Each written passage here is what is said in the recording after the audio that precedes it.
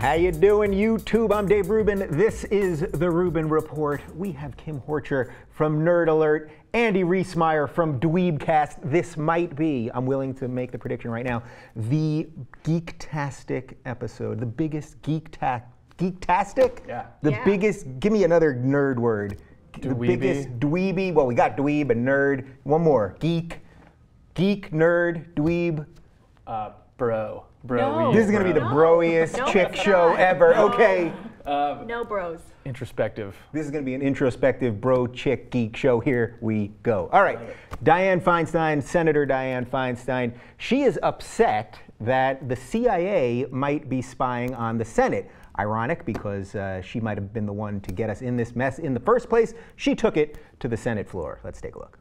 Questions related to who had authorized and conducted the search and what legal basis the CIA claimed gave it authority to conduct the search.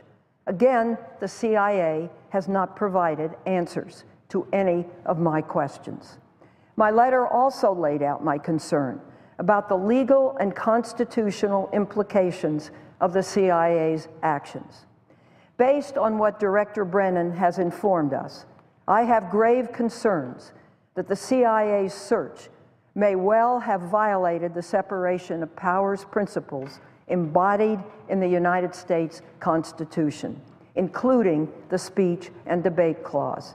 It may have undermined the constitutional framework essential to effective congressional oversight of intelligence activities or any other government function. Okay, so that's pretty serious stuff if the Senate is spying on the CIA. Of course, she didn't have a problem when the Senate was spying on us. She voted for most of that stuff, if not all of it. CIA Director John Brennan responded to Ms. Feinstein. The matter is being dealt with in the appropriate way, being looked at by the right authorities, and the facts will come out. But let me assure you that CIA in no way was spying on the SSCI or the Senate. We greatly respect the separation of powers between the executive branch and the legislative branch.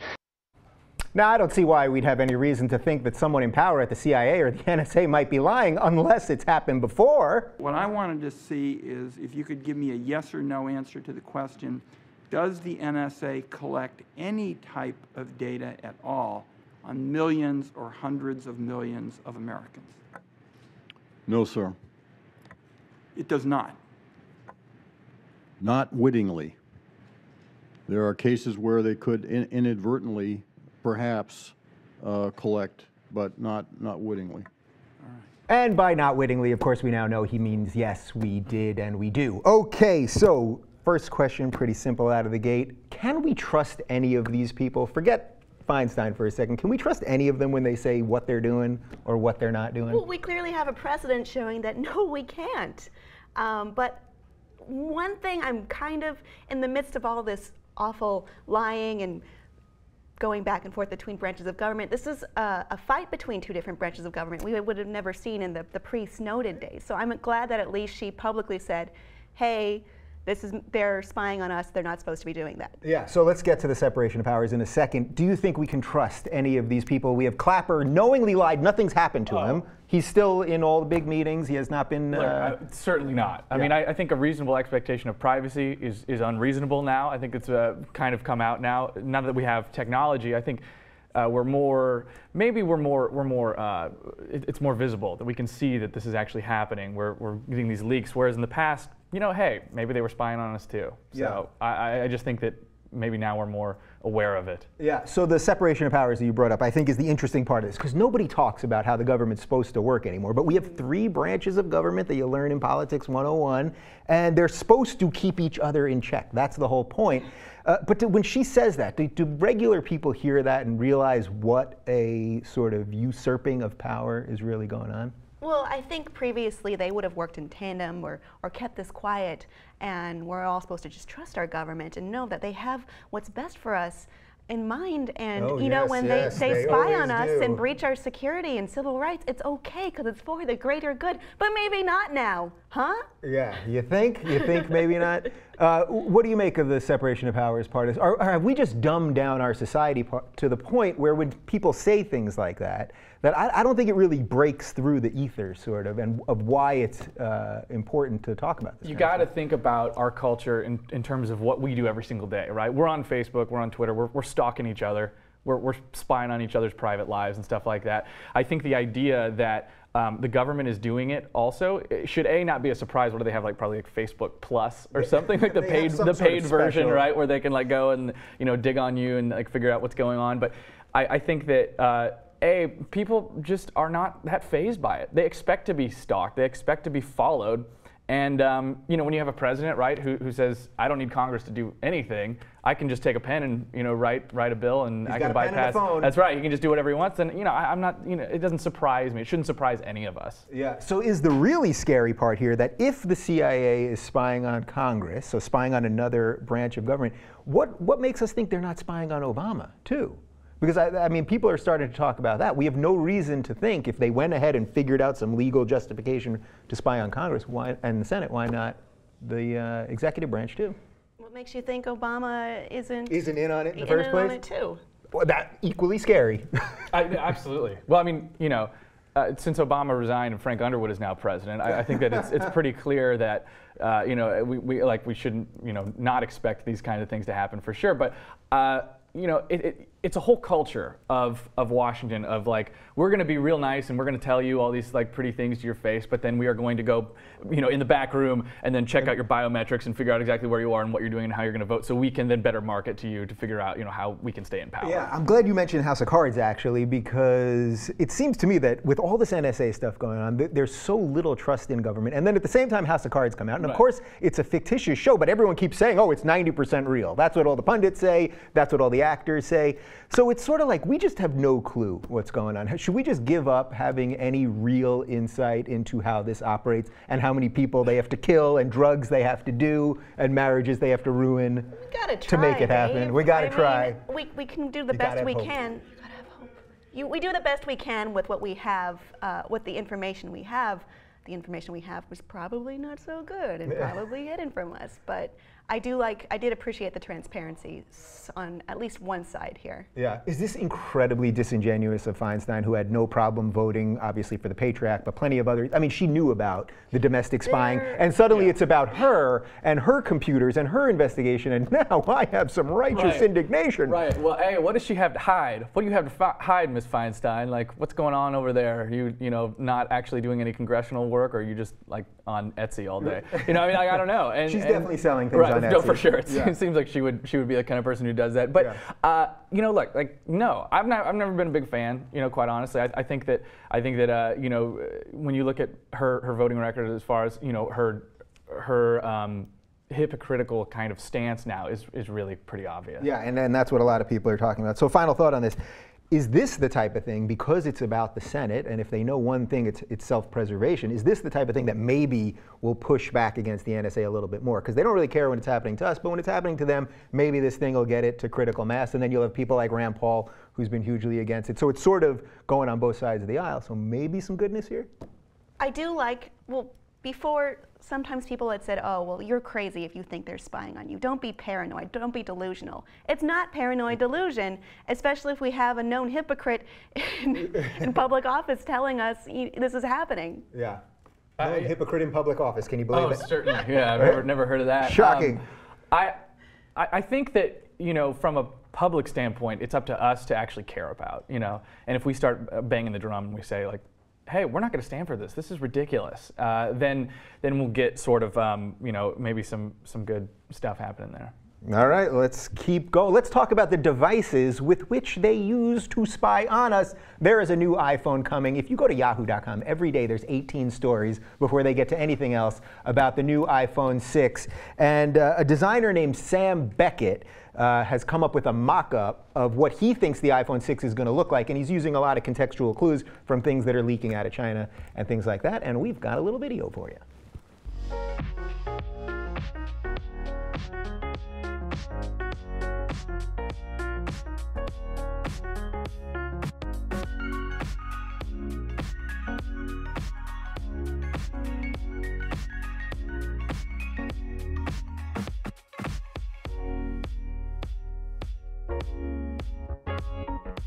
Oh my God, have you ever seen anything sexier in your life than that music? I mean, the guy should work for Apple and make commercials because that was pretty good, actually. Some of the things that they're saying that the iPhone 6 is going to have: a larger 4.7-inch display, which is up from 4 inches, 0.7 inches. That's pretty good. Resolution of 1920 by 1080, which is 68% more pixels, and it's going to be 9% thinner. Of course, this is not confirmed. This is just what they're saying. All right, so we talk a lot about the Apple stuff here. Are you guys both iPhoners? You're an iPhoner? I do, but I'm probably going to jump ship next time. All right, we'll get to that in a moment, why you're going to do it. I'm a Samsung guy. You're a Samsung Yes, guy, sir. so you're fighting the power. In a way, in my own sort of way. My carrier originally didn't carry the iPhone, so like by default, I was fighting the power, and now I just kind of fallen in line like that. What carrier were you? I was with T-Mobile. Yeah. With T-Mobile. Now you can do it, but you'd have to unlock. Right, I would have to, and it was this big thing, and here's the thing: the number one thing about the iPhone, what I really can't handle, is that it doesn't matter if the screen is bigger, it doesn't matter if there's more pixels, and it's thinner. Like, I need something that's not going to shatter when I knock it off my nightstand in the middle of a night terror. I need something that can fall out of my pocket at Crazy Girls on the Sunset Strip and not be broken into a million pieces. And so for that reason alone, I really like the plastic displays of the Samsung. I did not know you suffer from night terror. Good luck with that. It's a real Crazy Girls. It's because of Crazy Girls. Well, supposedly the glass on this new one is going to be some super strong thing that you literally will be able to throw it on the ground and it will not affect it. Why are you considering jumping ship? I really, the camera, I don't think it's the best quality camera. Yeah. I get that weird white fuzz when I take darker pictures. I just want a better camera. So this is all about camera For me. Do you guys think that with this technology that sometimes you're actually in too deep to ever get out? Because that's sort of how I feel with the iPhone 6. I feel like it's the mafia. Like, it's easy to get in, but it's hard to get out. Like, everything I have a MacBook, I have an iPad, I have an iPhone. It's like, how would I even do it? It would be scary to me to be like, no, I'm moving Don't be on. afraid to not be a fanboy. But it's not even fanboy. It's literally it's not about the fanboy part. It's literally the part where it's, well, how am I going to now sync this thing with my old pictures and all that kind of stuff? It will take some work. It will take work. I have to bring in a professional. Maybe even a genius. Maybe a genius. But do you think a lot of people feel that? Because there is this growing, don't you feel this growing resentment of Apple? They've become the monolith that they used to rail against in that famous 1984 commercial, and that's what they've become, right? Without a doubt. I mean, I think that after you saw the Steve Jobs movie, you kind of could never really buy another Apple product in good faith. And I also think that just because the movie sucked. Not because it was a bad story. It was a great story. I love Steve Jobs. Yeah. But I started waning myself off of Apple products about 2 years ago because I was like, you know what, I'm spending so much money on these things and they're really just not very robust. So I switched over to a PC for editing, for our show. We use all PCs and it's a lot cheaper. They're a lot easier to sort of finagle and mess with. And I think for bang for buck, it's like, you're kind of like that hipster guy who's hanging on, to the fixed gear bicycle if you're still super Apple fanboy, these days. You said PC and finagle in the same sentence. That might be the nerdiest thing that's ever been said. That's right. And that's tech nerd. That's not even like comic book nerd, which is like a different level of social anxiety. Yeah, how much of this does go to the Steve Jobs thing, that because he's not there, it seems like they're not innovating anymore? That's what everyone's saying, that even these little specs, okay, some more pixels, a slightly nicer camera, a little thinner, but they're not reinventing themselves, and they haven't since he's been gone. Well, Tim Cook has done a pretty good job, but he's not a little thinner. He's not really the innovator that Steve Jobs was. Yes, these specs are just improving slightly each time. The 5S to many people was a disappointment. Yeah. We wanted something more, maybe something bigger, maybe different, vastly different specs, and it's just a slight upgrade each time. And the 5C was a huge flop, actually. And they're partly saying that's because it was cheaper, and Apple people want to spend more money, which is... They want it to be a luxury item. Yeah. Is that, would you not buy something because it was cheaper? Would that seem... No, I mean, I bought the Samsung phone because it was so much cheaper, and for me, it's like it's a phone. It's like I need Google Docs, and that's how you can get away from the cloud issue and syncing and everything like that. You just have something that's proprietary. You just have to trust Google because they're not evil at all. Oh, right, because Google not a problem, Apple problem. Actually, I was driving on Santa Monica yesterday, and I was being followed by a Google car. I'm not kidding. I mean, I don't think it was really following me, but I mean, it was behind me. And that's scary. That Google's just driving around with cameras, filming the whole damn thing.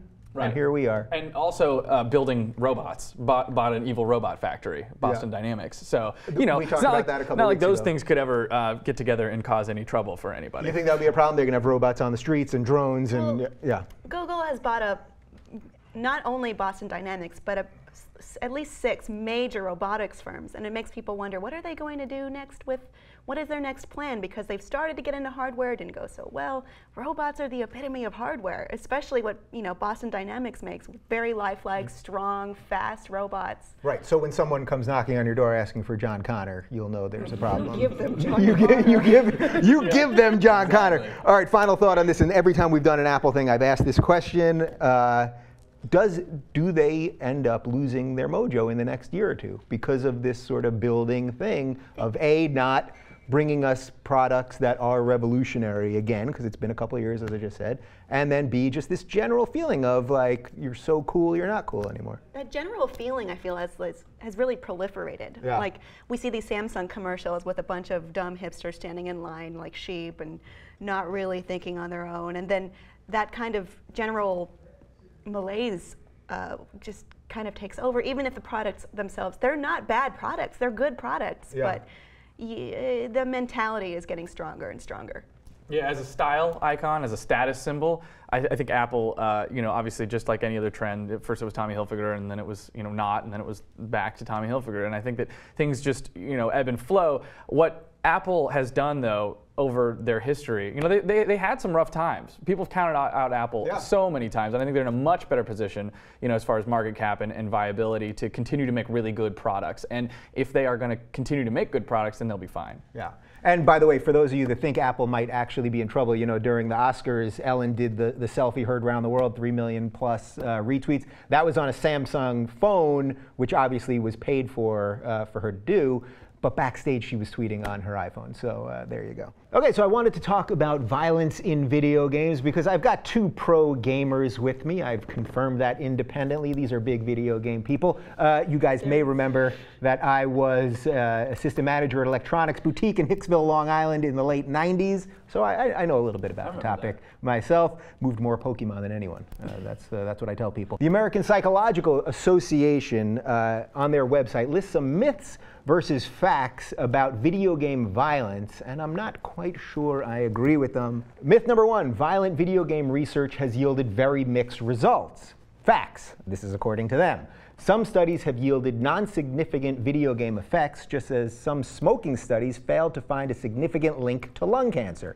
Violent video games are significantly associated with increased aggressive behavior, thoughts and affect, increased physiological arousal, and decreased pro-social helping behavior. Okay, I got some problems with that, but let's get through all of them. Myth number 2, there are no studies linking violent video game play to serious aggression. Fact, high levels of violent video game exposure have been linked to delinquency, fighting at school, and during free play periods, and violent criminal behavior. I mean, what else are you going to do during free play periods? And number 3, unrealistic video game violence is completely safe for adolescents and older youths. Facts, cartoonish and fantasy violence is often perceived incorrectly by parents and public policymakers as safe. However, experimental studies with college students have consistently found increased aggression after exposure to clearly unrealistic and fantasy violent video games. Okay, so they're giving us a lot to work with there.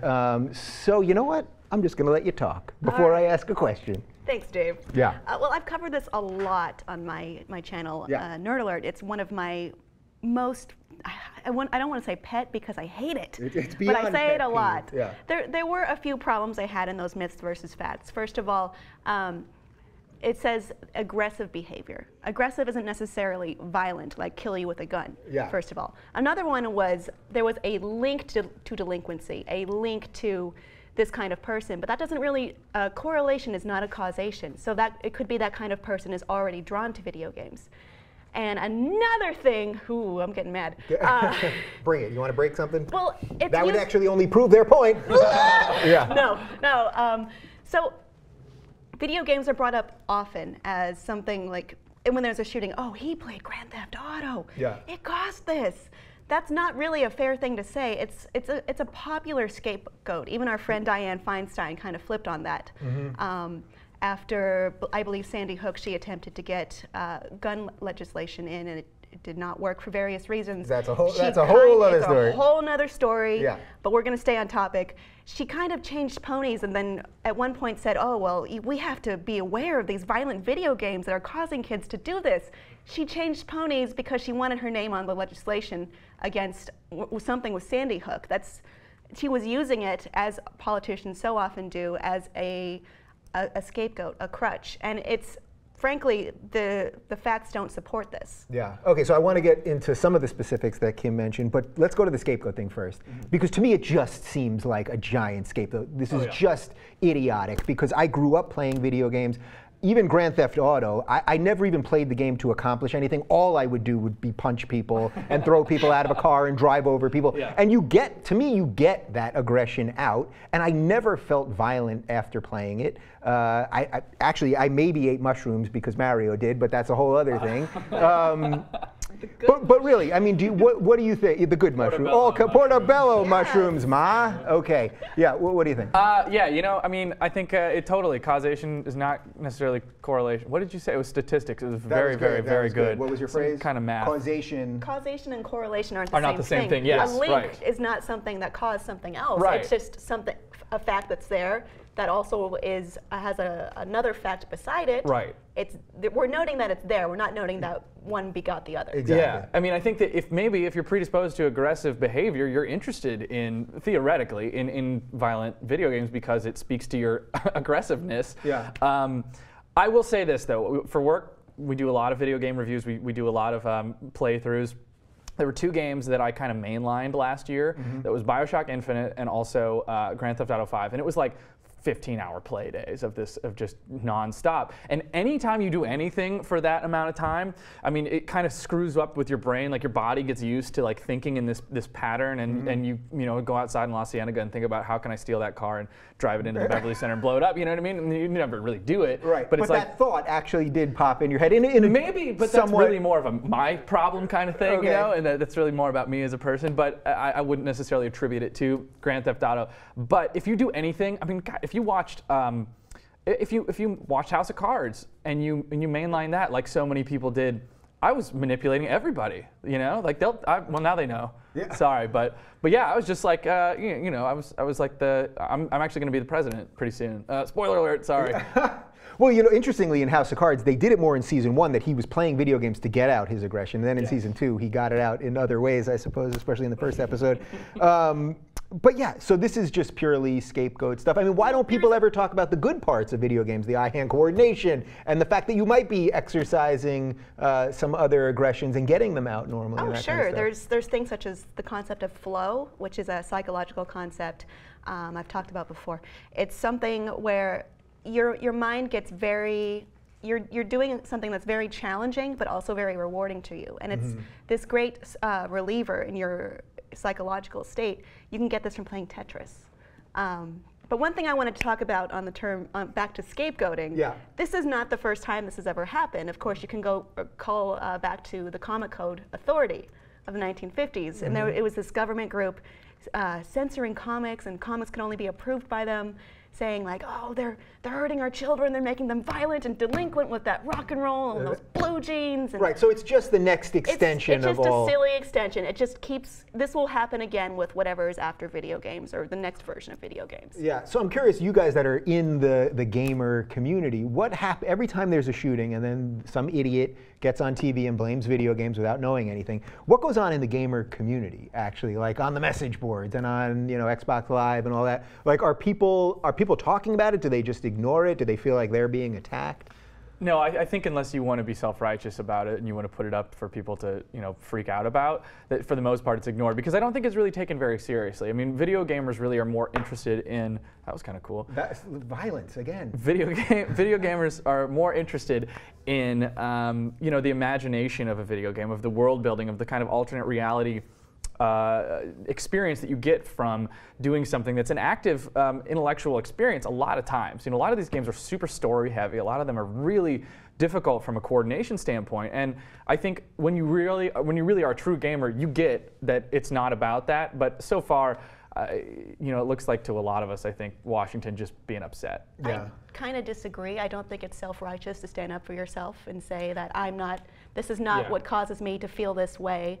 And I think that's a problem, actually, that gamers kind of keep to themselves and don't stand up more for themselves and let these figures bear down on them and blame them for things. Sure, and I'll restate, I mean, it's self-righteous if you're going to be somebody who's posting this story, defending it, saying like, you know, you guys are the reason that all these shootings are happening. I mean, there's no, I don't think that it's an active conversation that's being really had, and if you are going to bring that up, it's like you're probably just trolling because you're looking for somebody to, you know, something to fight about. And you know what, gamers don't have to agree on everything, right. So I think that is actually okay. And I would be remiss if we did something on video game violence and school shootings and all that, and we didn't talk about the prescription drug angle, because that seems like a far bigger problem than the video games to me. Does that just seem pretty obvious to you guys? Well, because that's what we always find out too. They don't always play video games, but 90% of the time I'm willing to say they're on some sort of prescription drug. There's not always stellar parenting at play as well. Because sometimes these games are rated mature, and they're rated mature for a reason.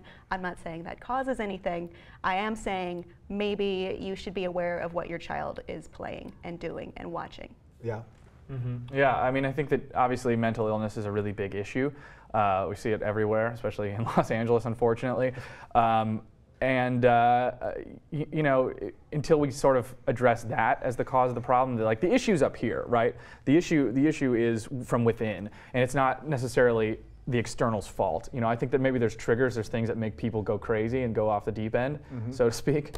But you know, it's until we turn the conversation, I feel like I'm on Hannity, but if you until we turn the conversation to sort of more about, you know, just like what's going on from a mental standpoint, then I think that you can blame anything, and you'll have just an exhaustive list of things to talk about. And for the record, people, Hannity causes shootings, not video games. So there you go. All right, let's talk about atheism a little bit. We've covered it a bunch on the show, and I thought this was really interesting. A study called the Free Thought Report 2013 found out that there are 13 countries around the world where you can face execution under the law for being an atheist. We've got a list of the countries: Afghanistan, Iran, Malaysia, Maldives, Mauritania, Nigeria, Pakistan, Qatar, Saudi Arabia, Somalia, Sudan, United Arab Emirates, Yemen. Okay, and unfortunately, none of those countries surprise anyone, I think, that knows anything about that part of the world. We did a story last week on the 7 countries in the world that you can still be put to death for being gay. A bunch of them were on there. So before we get into the specifics about atheism, should anything that goes on in that part of the world surprise us? How do we drag them out of the Dark Ages and into some sort of enlightenment that maybe we're in here? Are we in enlightenment anymore? We're past enlightenment. Now we're on the other side of enlightenment now. But can we just get them a little bit to come this way? The regimes in some of these countries are not what we would call democratic, even though they might say, oh, we're the Democratic Republic. So yeah, no democracies on that list. It's a lot of control. I think that's part of it. And religion is a great way to institutionalize control. So that's what I think is at work here at base. Yeah. I'm not surprised. I'm also disappointed, though. Okay, so the big thing on TV this week was Cosmos came back on Sunday night, the Carl Sagan Classic, and there was an interesting piece where they did some animation, they gave us some cartoons, and Giordano, give me his last name?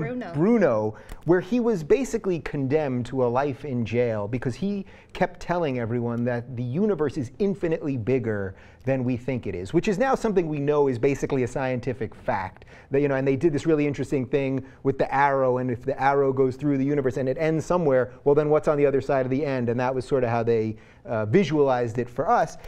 These countries haven't got out, and they show basically how the church basically destroyed this guy's life. Even though he was saying like, oh, our God made this huge universe, right. Our God did this for us. He was still acting in the confines of religion. Yeah. It just wasn't the right way. Right, so I think there's a great parallel to what was going on then, and this is, you know, many hundreds of years ago, versus what's happening in these countries now. Why is it that why can't they make some sort of reconciliation between belief and science? Well, I mean, and it's not even necessarily belief in science, it's their belief against all other beliefs. I mean, they, allegedly would execute Baha'i or Christians as well, you know, which I think kind of HuffPo with the article, at least that I read about this, sort of misses that a little bit because, you know, maybe it's HuffPo and that's more interesting. Obviously, it's about education, I guess, and it's about saying, you know, the people who are there, if they have the power to sort of understand freedom from a religious standpoint, they're going to do what they have to do to get that. But unfortunately, you know, that's not ever an easy, safe, inexpensive, or fast process. Yeah, so every week that we do some sort of international story, whether it's about Syria or Ukraine or something, because I'm an American, I bring it back to what can America's role be in this. Every time we do something internationally, everyone hates us, and if we don't do anything, people hate us too. So if we're going to be hated either way, is there anything we can do either to protect the safety of these people or to push the regimes to do more to help them, or is it sort of a lost cause? At this point, atheism is not mainstream in America too. I mean, we kind of associate being patriotic with being religious, and I don't think that's a fair equivocation, but that's sort of the mindset. Atheists don't do that well in terms of discrimination in the United States either. And yes, we were speaking about this earlier. Religion or imposed religion is a means of keeping people from thinking on their own and getting their ideas past what the state's ideas are. So yes, there is some sort of a relation there. I don't know that we're going to do anything as a nation to help atheists internationally at this point. Yeah, okay, so I'm going to stick with America because I think you make a good point. It seems to me that we have a huge percentage of people that are sort of closeted atheists. I mean, by some studies, they say it's something like 20% of the United States now identifies with atheism. That would be a huge political movement. Why don't we see more? Do they just not want to get mixed up in politics because of the sort of left-right nature? You'll get shunned. You maybe can't gin up people's fears as much. I think it's definitely would be one of the things that you probably wouldn't bring up at a cocktail party, I guess, depending on where you are in the country. But it's not so mainstream that it's like people, if they're not atheists, I think that they don't accept it in the same way that we sort of allow exception for other sort of minority viewpoints or minorities.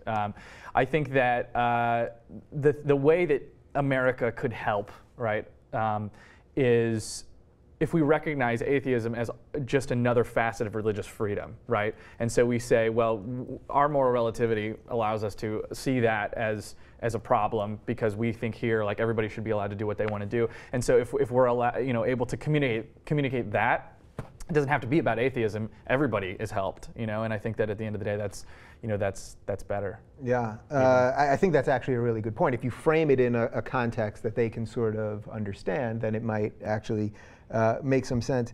Do we need more celebrities to be atheists? I say that only half jokingly, but if we had a couple people, you know, Barney Frank, the congressman, for 30 years out of Massachusetts, he was openly gay in the early 80s.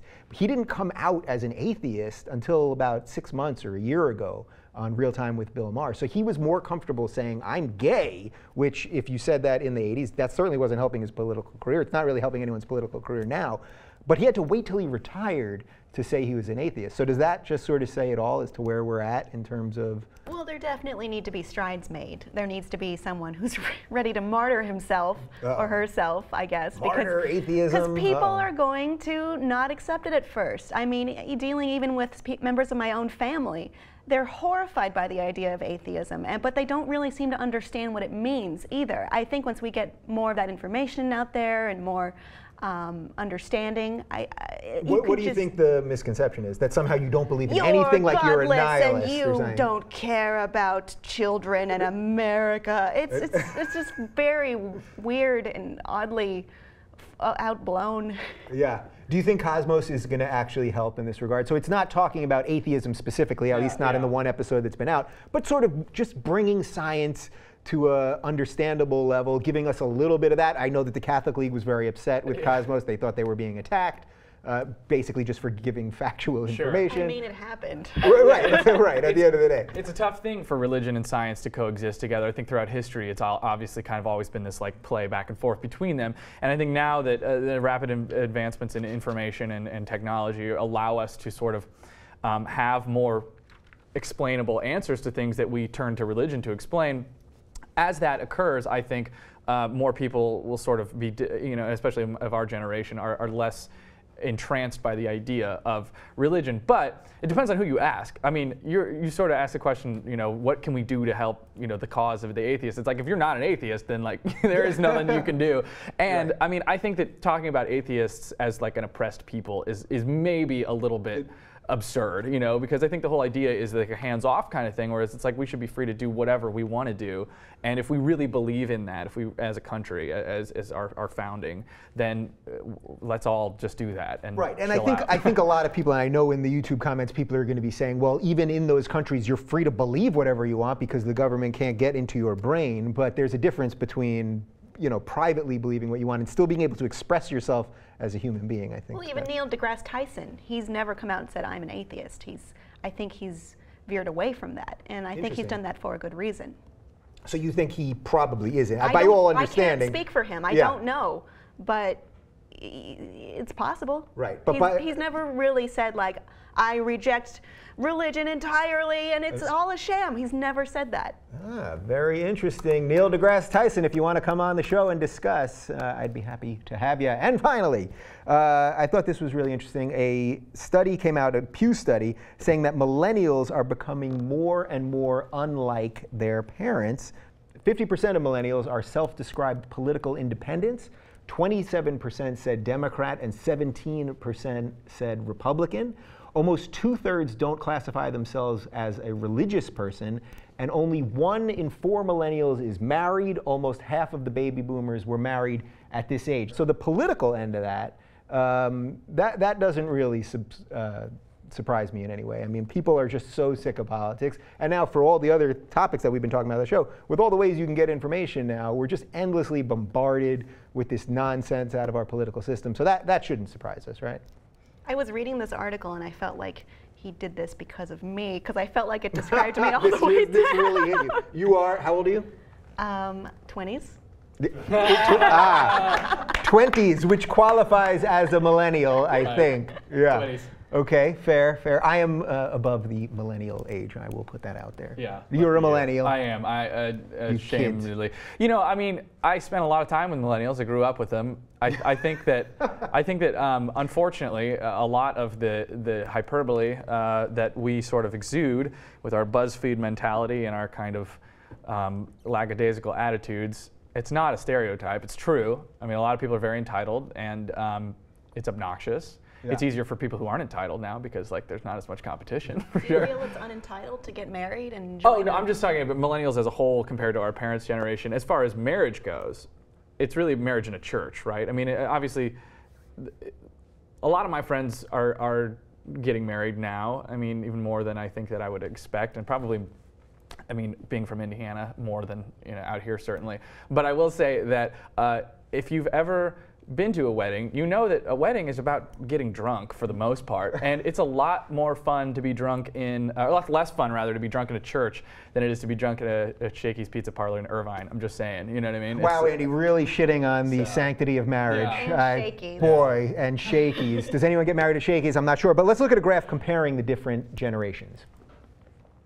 So the percent who consider themselves politically independent, and as you can see, way, way higher. Millennials, Generation X, that is my generation, we're a little bit below. The boomers, just a tiny bit below Generation X, which does surprise me. And 32% of the silent generation identify as political independents. And on the right side, percentage of adults in each generation who are religiously unaffiliated. And again, millennials are the highest, Gen X, boomer, silent. So that all sort of makes sense. Is this just evolution of thought in a free country that people will get away from dogma? We just did the story about 13 countries where you can be put to death for atheism. So in a free society, you're going to stray away from that kind of stuff. I think so, because just from my point of view, I don't affiliate myself with a political party, and I never have. If I get married, I don't know if I want to, I don't actually want to do it in a church.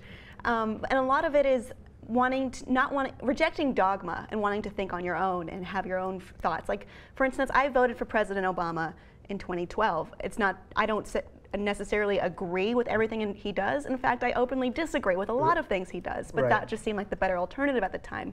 I don't want to necessarily abide by Democratic dogma or Presbyterian dogma or anything like that. I want to be able to consider these all by myself. Yeah, so I don't want to make this too much about politics, but as part of this, that the Republicans and Democrats really aren't that different anymore, and it's all about big money and business, and we know all that. So people vote for things that they don't, most people, I think, actually are voting for the lesser of the two evils. Less evil. Yeah, and you're really not doing much.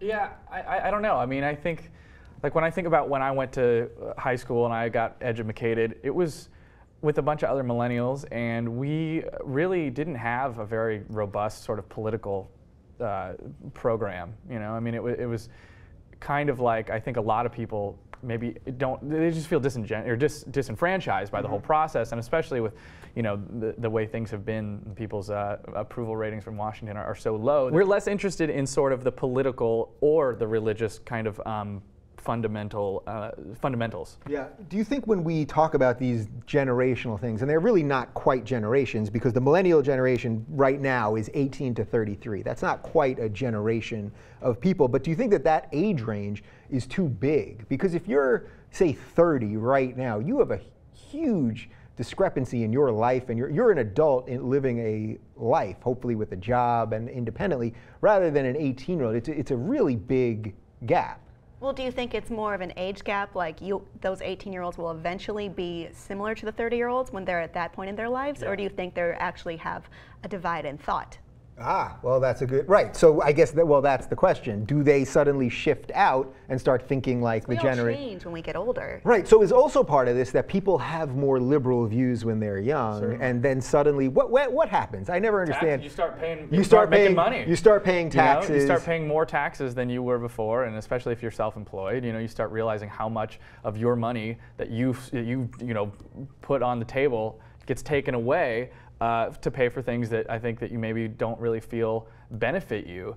At least that, I think, historically has been it. Obviously, I think we're probably a lot more socially aware than maybe we were in the past. But the other thing that's really horrible for the Republicans is the abortion and the gay thing. It's just for someone in my generation, it's just an immediate turnoff. I think no, you can't get past that. Even if you like the economic policy of sort of more limited government, you just can't get behind somebody who's so. That's true. Yeah. It's unfathomable to some people, maybe us included, that there wouldn't be equal rights for gay people, that their abortions would be illegal, things like that, and you can't get around it. Right. It's unthinkable. The religion sort of being a big part of that. Right. So that being said, 2016, when we're going to have two wide open, or I guess Hillary's already been anointed queen, but we're going to have two races, at least two primary races. Is there going to be one Republican that has the balls to say, I'm okay with gay equality, and I don't love abortion, but I don't want to make it illegal? Will there be one of those 12 dingbats that get on stage and say something like that? There has to be. Or I don't know if they'll survive. Yeah, I mean, the only one to evolve thought. So the only one that they had in 2012 that sort of did that was John Huntsman, and he was basically laughed out of the campaign. Yeah, and unfortunately, also he was a Mormon, and you see how that turned out. Right. Well, it almost worked for Mitt. That's right. But still, it didn't. But having two of them. Yeah. Oh God, that is just blasphemy. Yeah. I think geez, if somebody's able to communicate like why you would be a Republican if you're not a religious sort of zealot, then I think that's really powerful. But I just don't see it happening because the name is so bad. It's like the brand it's like Kmart, It's like, man, just drag it through the mud every single time. And I think at a lot of people's hearts in my generation, we're really libertarian. And we like the idea of freedom, but we just can't get behind the religion part. All right, well, on that note, I hope we've given you a little something to think about here. I want to thank Andy Riesmeyer, Kim Horcher, and all you young millennials out there. I know if you know how to do one thing, it's click subscribe, which is right down below. Comment, we'll talk back to you. Let us know what you think, and we will do it all again next week. Thanks for watching.